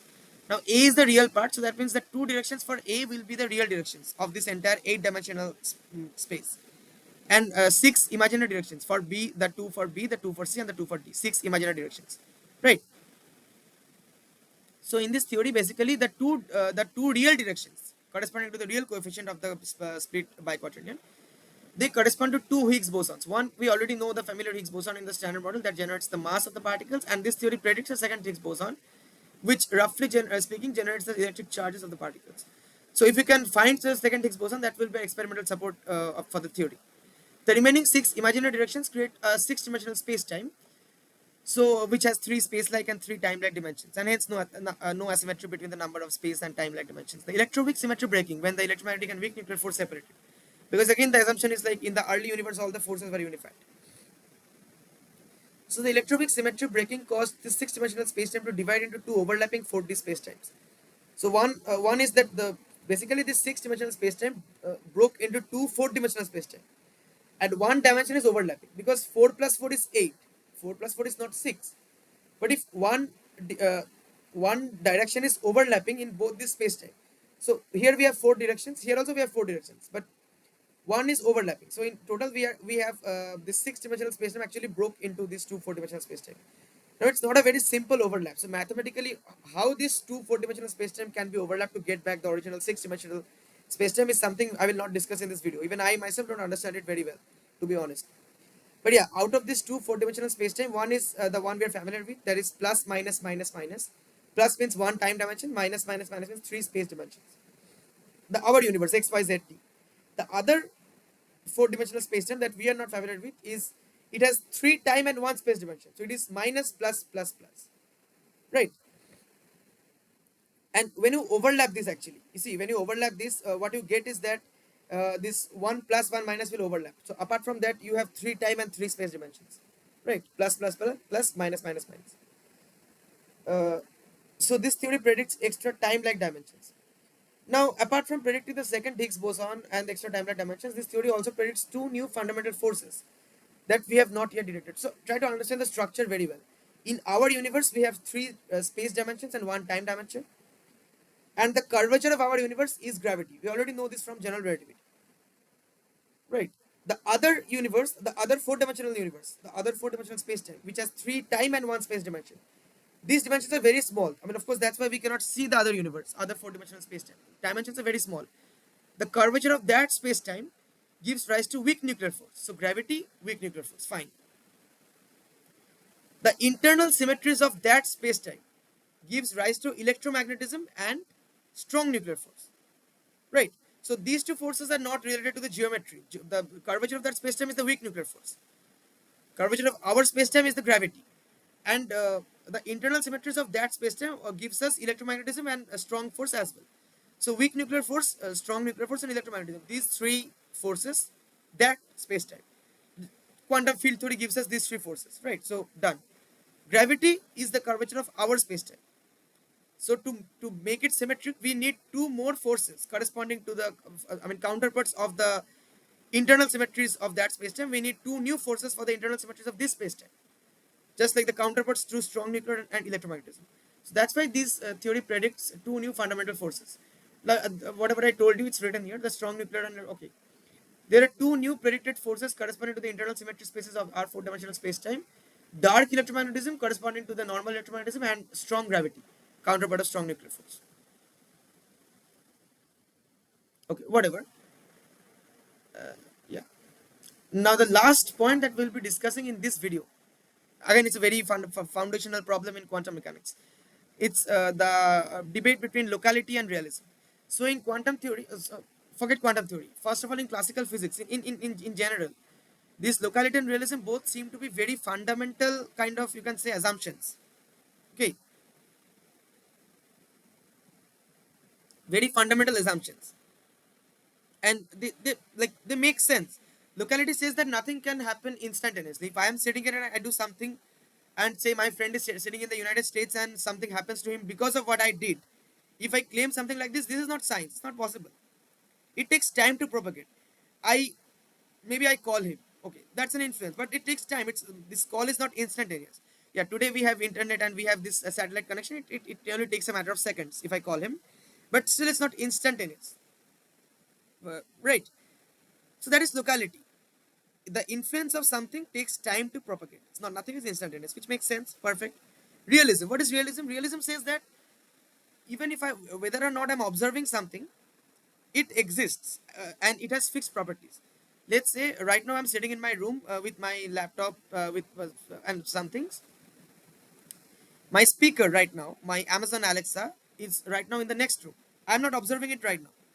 So if I make this claim that I'm not observing my Alexa right now, but it still exists in a definite location in the next room on my table, and it has some definite properties which are not uncertain or not changing, because I have been using this device for the last 2 years or more than 1 year. I know this. So if I make this claim, that's a very logical claim to make, right? That is realism. If I make the claim that, oh, right now I'm not looking at my Alexa, so my Alexa could right now my Alexa doesn't have any definite properties. It's in a superposition of all possible states. Its position is not fixed in my table in the next room. Sounds like nonsense, right? Like, see, as Einstein put it, only a fool would think that the moon does not exist when we are not looking at it. Now, both of these seem like very logical claims to make, locality and realism. However, unlike classical physics, within the framework of quantum mechanics, both locality and realism cannot be simultaneously true. We will see why. So either one of them has, I mean, both of them cannot be true at the same time. So it's up to us which to neglect, or whether we can actually neglect one while preserving the other. That's also a question. So okay, I'll just skip all this, but let me just yeah, sorry, yeah, let's come here. This is actually, yeah, to exactly understand why locality and realism are incompatible in quantum mechanics, we first need to understand the idea of quantum entanglement. Like now, EPR, we are all familiar. Einstein, Podolsky, and Rosen, the EPR, they put forward a thought experiment to highlight the incompleteness of quantum mechanics. So very simple. Consider an atom at rest. Say we have an atom at rest in this position. In this position, say it decays into two particles which move apart, move away from each other. It's totally possible. Just a thought experiment. Now, initially the atom was at rest. That means its momentum was zero. The total momentum of the system initially was zero. Now, when the atom breaks into two particles, it decays into two particles, and they start moving away from each other. So that means there is some non-zero momentum. Individually, the particle has some momentum because both the particles are moving. But the total momentum should still be zero because of the law of conservation of momentum. Because initial momentum was zero of the total system. That means there is only one possibility: the particles must move in opposite directions. Then the total momentum will be zero, and at the same velocity, same speed. This particle is moving, let's say, at speed, let's say x meters per second in this direction. So this particle will always also have to move in this with the speed of x meter per second, but in the opposite direction, exactly opposite direction. The total momentum will be zero because they will cancel each other out, right? Yeah. Now, so this is just like logical argument. Now, quantum mechanics says that, you see, I'm just reading out from here. Where was I? Now, for microscopic particles, speed or velocity is not uniquely defined before measurement, according to quantum mechanics. So, let's say this atom decays and two particles move apart, and let's say the particles have reached very, very far apart. Just for the sake of argument, let's say they have reached light years apart, right? So, but we have not yet measured any of the particles. According to quantum mechanics, they are still uncertain. They don't have any well-defined position yet. It's in a superposition of all possible states. Now, at this point, if I carry out a measurement on particle A, one of the particles, the particle B is already light years apart, very long distance away from particle, and say I get an outcome of a meter per second in the x direction. So I immediately know that the velocity of B will have to be minus a meter per second. I mean, actually, a meter per second in the minus x direction, in the opposite direction. So even though I did not carry out any directly, I did not directly measure B, but I know information on the particle B, on the state of the particle B. So this seems like a violation of locality, right? Because seems like something is passing between the particles immediately, like faster than the speed of light, because the particles are light years apart. That is the essence of the thought experiment, right? Although it's a bit simplified version, but this is the essence of the thought experiment. Something, the moment one is being measured, we getting information about the other. So something is passing between the particles instantaneously, which violates locality. So the John Bell, we all know Bell's inequality and all. Bell assumed that nature is non-local. No, he didn't assume nature is non-local. Bell actually assumed both of these assumptions, locality and realism. Bell assumed that both of these are true, and he developed a thought experiment. Developed a scenario and derived an inequality based on this assumption that both are true. Now, experiments, controlled, repeated experiments, revealed that Bell's inequality is violated. So, if I give you an inequality assuming A and B to be true, and you always find this inequality to be violated in reality, that means A and B are not true. Either both are false, or at least one of them is false. That is the only possible conclusion, right? We could assume both are false, but again, physicists will always want to assume only one is false, because if you assume both locality and realism are false, that would demand significant revisions on the existing theories. It's so either look now recently the trend is physicists want to keep locality, because violating, if we say that locality is false, that means entire relativity is false in a way. So you want to keep locality and realism. Okay, maybe realism is false, but some physicists actually claim that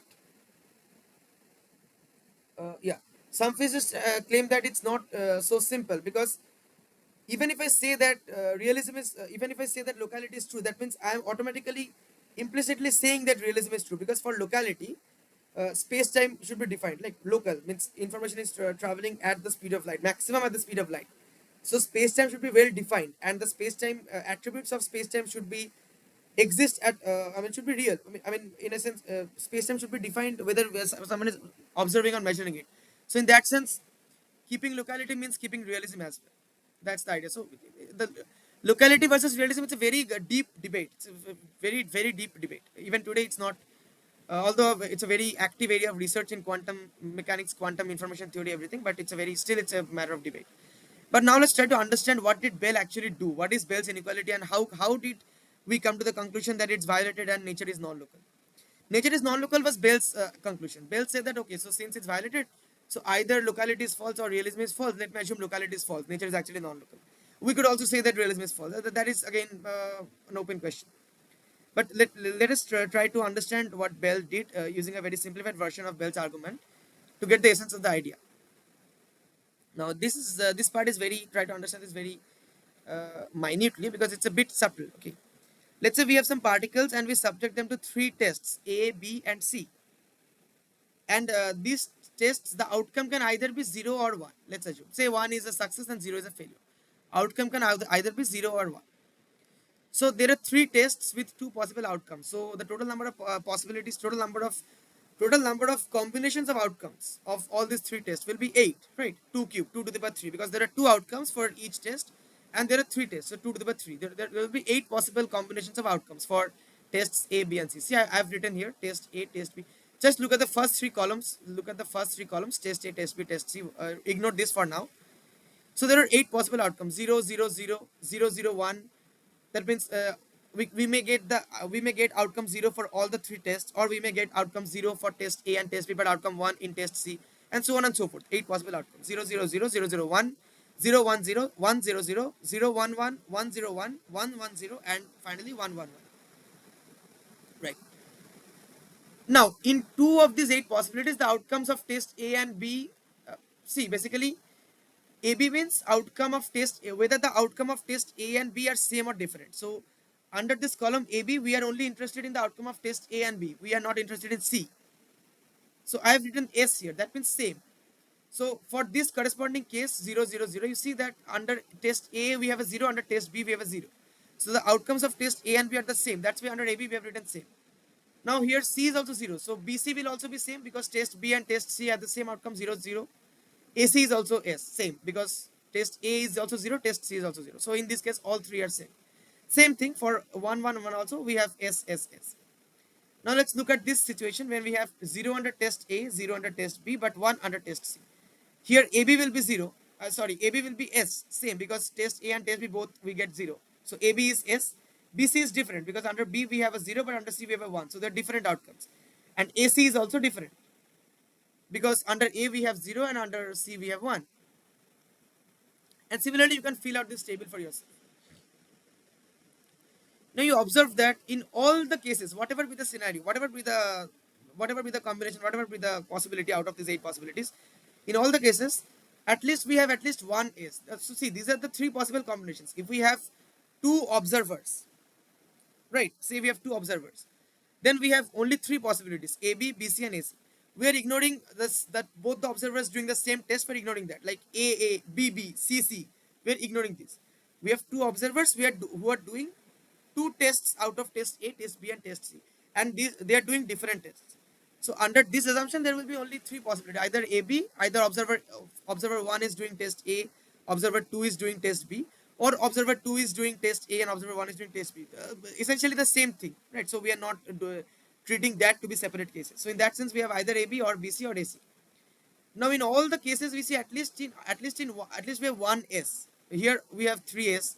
Here we have one S. Here also we have one S. One S. So in all the cases, at least we have one S. There is no situation where we have D, D, D, right? So that means, you see, that this is the more physical interpretation. Simply put, let's say we fire photons in pairs from a source in opposite directions to 2 observers who can randomly select any one of 3 different polarization filters, A, B, or C. These correspond to test A, test B tests. So a photon can either pass through a polarization filter or be blocked by it. There are only 2 possibilities. So if the photon passes, let's say it's 1. If the photon does not pass, let's say it's 0. Right? And yeah, the 2 observers cannot choose the same polarization filter. So no A, B, B, or C. Uh, Now, from this table, you can see that Bell's inequality tells us that both the observers should get the same outcome at least 1/3 of the time. So there are 3 possibilities: A, B, B, C, and AC. Now, again, I'm saying observer 1 chooses A, observer 2 chooses B, or observer 1 chooses test B, observer 2 chooses test A. That we are not treating separately. So then there are these 3 possibilities, and at least in 1/3 of the cases, we should get the same outcome. Both the observers should get the same outcome according to this table. And this is purely based on logic. We have derived this. We have not assumed anything in this table, right? However, repeated experiments have revealed otherwise. Similar experiments have been done using a lot of things under controlled conditions repeatedly, but this is getting violated. We are not getting the same outcome 1/3 of the time as we would expect. That is why we say Bell's inequality is violated. Now you can ask that you said that Bell assumed locality and realism to be true to derive this inequality. How exactly? So you see, in the above example, we have actually implicitly assumed both locality and realism to be true because the outcomes of the tests are already predetermined. The outcomes can be 0 and 1. Whatever be the case, outcomes can either be 0 or 1. So that is actually a form of realism. We already the outcomes are already predetermined. Even before the measurements are made, we know it will either be 0 or 1. You can say that in quantum mechanics also the outcomes are before measurement we know the outcome will lie within the possibilities. So then but no, that is not realism because we cannot predict what will happen in quantum mechanics. Although we have a set of outcomes, the state of the quantum state, embodiment of all possibilities, even for the same system, same measurement, we cannot predict which possibility. I mean, it will vary randomly from one measurement to the next. So that's why it's not really realism. Here it's not that. If it's the same photon, same polarization filter, then it will be if it's a 0, it will always be 0. If it's 1, it will always be 1. That sense. But and we have implicitly assumed realism, right? Since the outcomes are predetermined. And where we have assumed locality, see, we have assumed that the outcomes of the measurement of one observer are not in any way affected by the measurements of the other observer. That is how we have assumed locality. See, both the observers are carrying out the measurements separately. They are doing the test separately, whether A, B, B, C, or AC, whatever, they're doing it separately. And this is all the possibilities. We have not assumed to be any connection between the 2 observers. So we've assumed both locality and realism to be true, and we reached this conclusion that the observers should get the same outcome at least 1/3 of the time. However, we are seeing that that is not true. That means it's a violation of Bell's inequality. This is a very simplified version. The actual experiment, there are a lot of things. There is CH, SH inequality. Those things I'm skipping. But this is the essence of the idea. Now the point is, yeah, the theory we discussed, the 6-dimensional theory, that can actually provide a very good resolution to this Bell's inequality problem. It can save locality because recall that theory had extra time dimension. So space like and time like dimension are actually the same thing. I told you this extra time dimension T1, T2, T3. These are not like time as we know it's past, present, future. These are like the signature is the only thing that we can mathematically distinguish a space from time. Like I told you in d square before time we have a positive, but positive, but before space we have a negative. That is the only difference. Difference is in the signature. Actual what we mean by time, the arrow of time, those things are like different. Those things are not in these theories. These are just fundamental theories. Okay.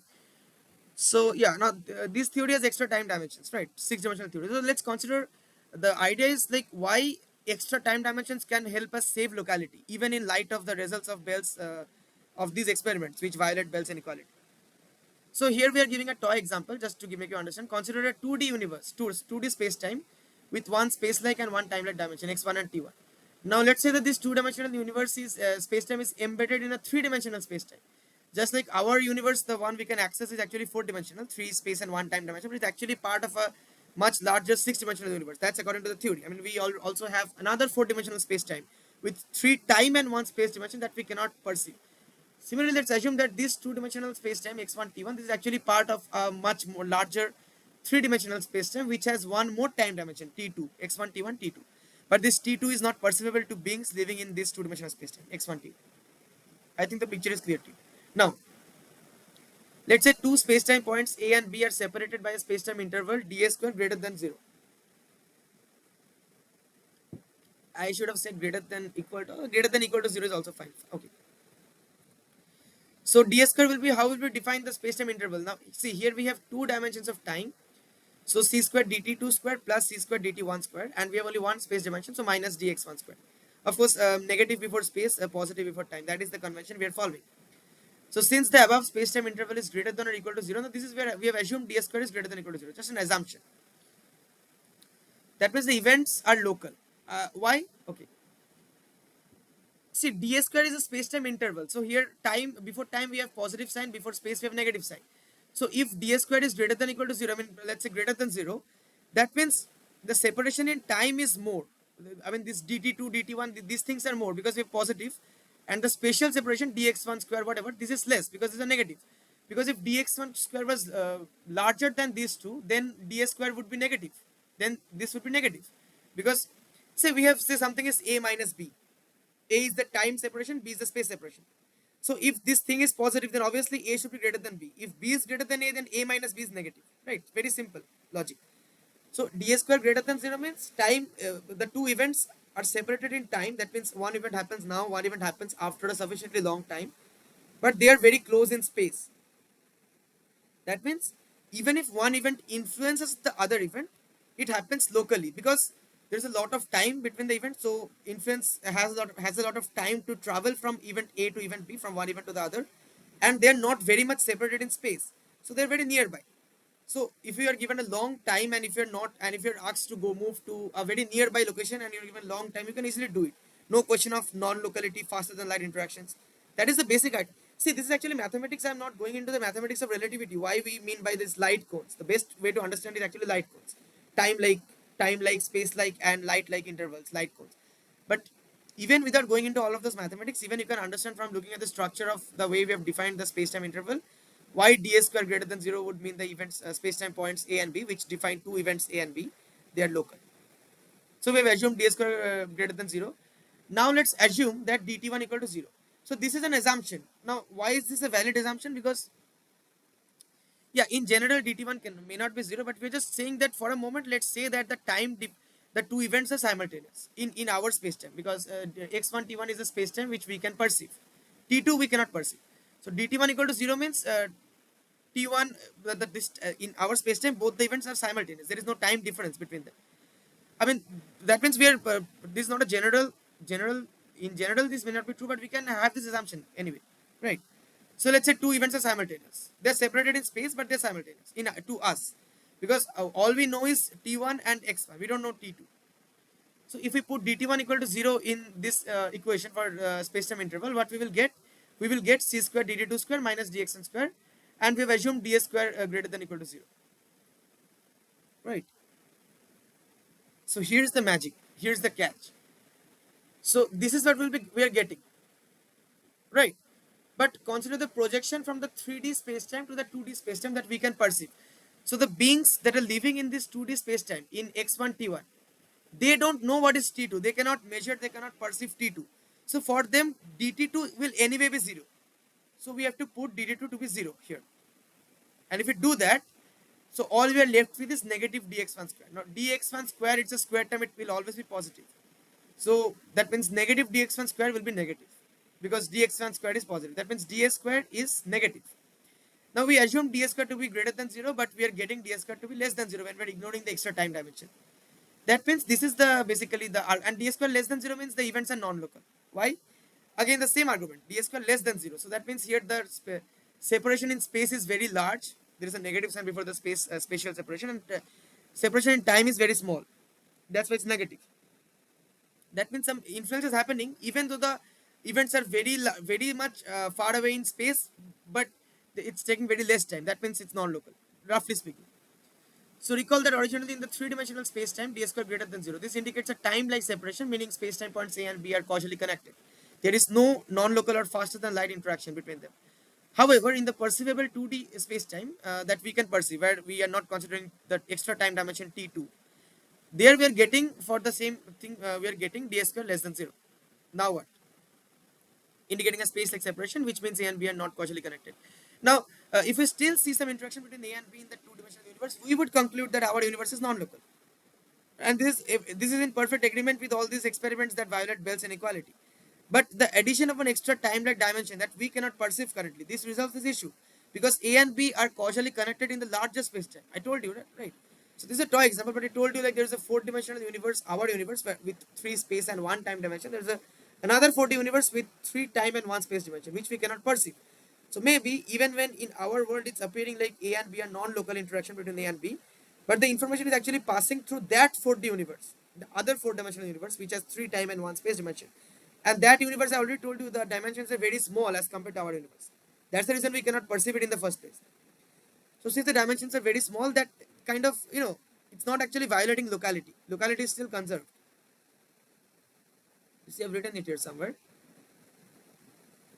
Yeah, so basically the particle is passing through those hidden dimensions, which are very small dimensions. But in that dimension, time is very, like, space, all the dimensions are very small. So we cannot perceive that. So to us, it appears non-local. That is the basic idea.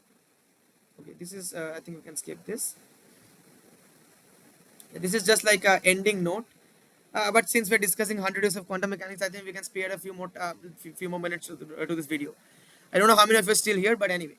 So yeah, this is what I'm reading from where I'm reading. Given the strange and counterintuitive features of QM, quantum mechanics, it's not surprising that many scientists who shaped the theory later could not come to terms with it. We're all aware of Einstein's repeated attempts to refute the claims of the theory, quantum mechanics. Daniel Greenberger put it beautifully. He said that Einstein said that if quantum mechanics were correct, then the world would be crazy. And Einstein was right. The world is crazy. So Einstein was not comfortable with the probabilistic nature of the theory, and he famously remarked that God does not play dice with the universe. To which Niels Bohr said, like, stop telling God what to do. See, for all we know, it's entirely possible that God does play dice, but these will be loaded dice because there seem to be some. This is not entirely random. There seem to be some rules within the randomness, some order, some pattern within the randomness. So these are loaded dice. It's not entirely probabilistic, and further research might reveal the exact rules by which they were loaded. Heisenberg, another quantum pioneer, considered the possibility that words and language might not be sufficient to understand every aspect of quantum mechanics. You can read a very good book by Heisenberg, Physics and Philosophy. In that book, he has given this argument. So, according to Heisenberg, he said that language may not be sufficient to understand every aspect of quantum mechanics, just this language. So, the best option is to just give up any hope of making sense of the theory and just correlate mathematics with experimental observations. That's why you see matrix mechanics is very like mathematical theory. There's no physical analogy. Wave mechanics, Schrodinger's formulation, it's still much more relatable physically. But Schrodinger, yesterday was Schrodinger's birthday, 12th of August. Right. So Schrodinger was another scientist who was not comfortable with the quantum mechanics, and even regretted discovering the equation that bears his name. So while Einstein questioned the completeness of the quantum mechanical description of reality, Schrodinger devised his famous cat thought experiment. I mean, who haven't heard of Schrodinger's cat? To illustrate how absurd quantum mechanics is. Basically, said that imagine a cat is kept in a box and in such a way that the life of the cat is solely dependent on some other system which is probabilistic. Let's say a radioactive substance attached to a basically we have a radioactive substance, and it can decay or it cannot decay. So radioactive decay is entirely probabilistic. We cannot predict whether it will decay or when it will decay. So basically, you can see from the picture, if the radioactive substance decays, then we have a counter here, and the counter clicks, and there is a hammer connected to the counter. The hammer breaks a bottle of poison, and the poisonous gas is released, and the cat dies. Otherwise, the cat leaves. So basically, whether the cat will leave or die depends on whether this radioactive substance will decay or not, which is probabilistic. So essentially, as I've written here, you can see essentially the dead and alive states of the cat and the decayed and undecayed states of the radioactive substance become entangled, quantum mechanically entangled. So quantum mechanics essentially claims that the cat must be in a superposition of both the dead and alive states before it's observed. So quantum mechanics says that a cat is both alive and dead at the same time, which sounds very absurd. And this is what Schrodinger wanted to highlight. Of course, cat is a very large object. So obviously, cat maybe does not exist in superposition. But this is a feature of the quantum world. So that's what Schrodinger wanted to highlight. Yeah, I'm just skipping everything. Yeah, this thing is very interesting. I think I should discuss this in very brief before finishing off with this video. Uh, for a long time, physicists have questioned whether large macroscopic objects can actually show true quantum behavior, like true quantum behavior. We usually assume that many quantum effects are averaged out on the macroscopic objects. They're not really prominent or perceivable. But can macroscopic objects actually show true quantum behavior? See, if quantum mechanics is a fundamental and universal theory, ideally we would expect quantum mechanics to be applicable for macroscopic objects just as well as for microscopic objects, right? Now, it's worth briefly discussing the Leggett-Garg inequality in this context. You can roughly think of it as a temporal version of Bell's inequality. In Bell's inequality, we talk about two particles which are separated in space, and we are doing some measurement at the same time. We are doing the measurement on both the particles at the same time, but they're separated in space. In Leggett inequality, we talk about a single particle, single system, not two particles. There is no separation in space. We talk about a single system, but we're carrying out measurements at different intervals of time on the same system. So that's why you can think of it as a temporal version of Bell's inequality. So yeah, now, Bell's inequality was derived under two assumptions, locality and realism. Leggett-Gard's inequality is also derived under two assumptions. One is macro-realism. So it's just realism. However, it says that the realism of macroscopic system. That a system has well-defined properties at all times, independent of observation. Just like realism, but yeah, it's macro-realism because Leggett-Gard inequality is specifically for macroscopic system. Macrorealism is realism specifically for macroscopic system, which we know behave classically, because realism was replaced by macrorealism here because the motivation was to test whether macroscopic objects can also exhibit quantum effects. And the second assumption of Leggett-Garg is this non-invasiveness, non-invasive measurability. This means it's possible to measure the properties of an object without disturbing the system's feature. Like if I measure something, classically this is what we would expect, right? You can think of it as locality in time. There we talk about very roughly speaking, although it's not, don't take it very literally, but there we had realism and locality. Here we have macro realism, which is the counterpart of realism, and locality there was space, like localities through space interactions can only travel at the speed of light. That was the assumption. Here non-invasiveness is the locality in time, very roughly speaking, because if I carry out a measurement right now on a system, then ideally I should not disturb the future evolution of the system. I do a measurement now, that means I am actually affecting how the system will behave in the future. No, that should not be the case, right? So that is what non-invasive measurability says. I am measuring a particle here. That should not affect how a particle there far away behaves. Same here. It's in time. That's a temporal version of Bell's inequality. Now, but again, as some of you might have guessed, experiments have again shown that Leggett inequality is also violated, just like Bell's inequality, suggesting that even macroscopic objects can exhibit true quantum behavior. So this seems to indicate that in principle, quantum mechanics applies at all length scales, even though it's extremely difficult to observe quantum effects from macroscopic objects. Now, why it's difficult? Because see, we cannot isolate a macroscopic object from its surroundings. Also due to technological limitations, but mainly because, see, to actually observe these quantum effects in large objects, you need to isolate it from its surroundings. That means, see, it's not so simple. It's not like you take the object and keep it in an empty room. No. First of all, no photon can interact with the object, because suppose this is an object, you have a photon, a quantum of light, a particle of light. If it interacts with the object, then by studying the photon, the path of the photon, you can actually, in principle, you can deduce the information about the object. So it's not really isolated in that sense. And if you can reduce information of the object, that means the superposition is destroyed, quantum effect is destroyed. So it's not very simple. Ensuring that there is no photon interacts or collides with the object is not so simple. Number one. Number two, you have to ensure that to completely isolate a macroscopic object from its surroundings, you have to ensure that the object itself does not emit any photon. But we know that any object which is not at absolute zero, and technically no object can exactly be at absolute zero. Any object at some finite temperature, any body will always radiate some photon, some energy, black body radiation. Very basic idea. So the object is itself also emitting photons, and by studying these photons, we can get some information of the state of the object. So the object will no longer remain in superposition in that case, right? That is one thing. So that's why it's very difficult to observe quantum effects from macroscopic objects due to the near impossibility of isolating the matter. Then there should be no gravity, and it's totally isolated. Otherwise, we cannot observe the quantum effects. But that doesn't mean quantum mechanics does not apply for large objects. Yeah, here I have just written a bit about the history. This is just for your reading purpose. I shouldn't waste any more time by just reading this in this video. But you can definitely read this article if you have some time. I think you will like it, especially as a tribute to the first 100 years of quantum mechanics. And yeah,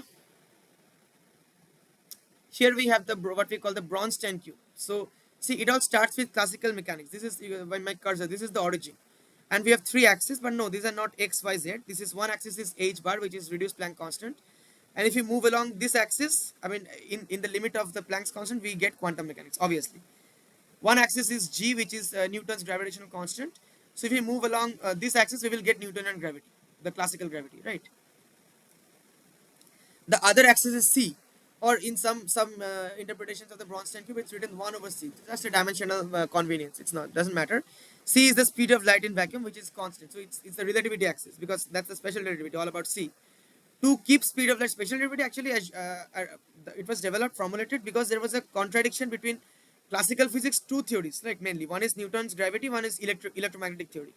So there's a contradiction. On one hand, Newton's gravity says that no, I mean, suppose I am standing here and a car passes by me at 100 kilometers per hour at the speed, or whatever, and I am already moving in a car at 50 kilometers per hour, and the car passes by me at 100 kilometers per hour. So from the moving car, it would appear the relative speed will be 50, 100 minus 50, because I am already moving at 50. That makes sense, right?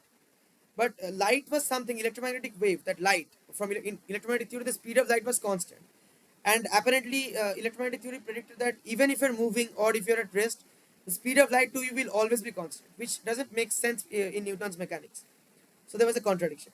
Then there was this problem, right? In electromagnetic theory, like from some reference frame, we are seeing magnetic field from other reference, other very famous example. So there was a need for relativity, and then Einstein said that no, speed of light is actually constant, but to keep it constant, we have to discard Newton's assumption that for all observers, space and time is absolute, but it's relative. If an observer is moving, length contracts for that observer, time dilates, and all these effects. So if we move along this 1 over c axis, we get special relativity. Now, special relativity is only for inertial frames, but if we include acceleration, then Einstein's happiest thought. Acceleration is actually equivalent to gravity, accelerating frame. So if we combine special relativity with Newtonian gravity, we get Einstein's general relativity, as you can see here. So this vertex is just a combination of, this 1 over c. This lies at it's a vector combination of g. If you can visualize, this general relativity vertex is a vector combination, vector sum of Newtonian gravity and special relativity of the g axis and the 1 over c axis. Similarly, quantum field theory, it's a vector sum of quantum mechanics and special relativity. Like quantum field theory, particle physics, quantum field theory actually explains all the forces except gravity. For gravity, you need general relativity, right? So quantum field theory is actually a reconciliation between special relativity and and quantum mechanics. And non-relativistic quantum gravity is a vector sum of this g axis and the h bar axis, quantum mechanics plus Newtonian gravity. And if you want to sum quantum field theory with general relativity, because quantum field theory is all three forces except gravity, and general relativity is gravity. So if you sum these two, then you will get a single theoretical framework which will explain all the four forces. That is the theory of everything, theory of quantum gravity. So you see, quantum field theory plus general relativity will take you to this ultimate, this quantum gravity. It's just diagonally from the origin, quantum gravity. It's a very interesting Bronstein cube. Just for visualization purpose. The current situation in theoretical physics. Yeah. So I think that's all for this video. I mean, I've discussed a lot, and it's already like nearly 1 or 45 minutes, or nearly 2 hours. So yeah. Once more, let's just a second. Yeah. So once more, let's end on this note. Okay. To 100 years of questioning the nature of reality, turning uncertainty into law and matter into possibility. So there's a lot to learn, because I myself, maybe I'll not be. Quantum mechanics was my first serious interest within physics, and explored a lot of quantum mechanics in my undergraduate years, even in my high school, the last 2 years of my high school. And quantum mechanics, I definitely, it's one of my first interests, and I'm still very much interested in it. But in my masters, probably I'll be shifting more towards statistical physics, nonlinear dynamics, and all this stuff, complex systems, physics of complex system. That's also a very interesting area of research. Give me a second.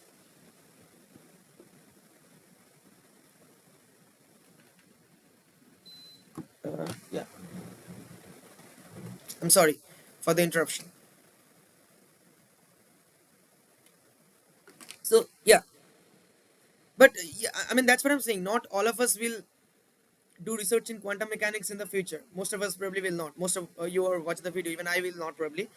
But I think there's a lot we can learn from this 100 years journey of quantum mechanics. A theory that is, on one hand, we have been able to make a very successful predictions. On the other hand, even after 100 years, we still not like physicists still debate over the foundational aspects of the theory. And this theory has generated a lot of insights, and ultimately everything is quantum. The particles you are made of is quantum. So even if you want to understand the physics of complex systems, stat and all, arrow of time, entropy, you need quantum mechanics. If you really want a very deep understanding, you need quantum mechanics at some point of time, or other. If you want to just do a PhD and do a specialization and maybe publish a lot of papers in one particular specialized field, that's fine. You don't need quantum, or you don't need anything else out of your own field. But if you want to make a significant contribution to fundamental scientific knowledge, you need to synthesize knowledge, and that is something which a PhD cannot train you for. PhD is a specialization. For that, you need to train your mind to think and explore a lot of topics even outside your immediate area of interest. So yeah, I think you enjoyed the video and you learned something new. That's what I hope. Thank you so much for watching. I think I'll stop here. Thank you so much.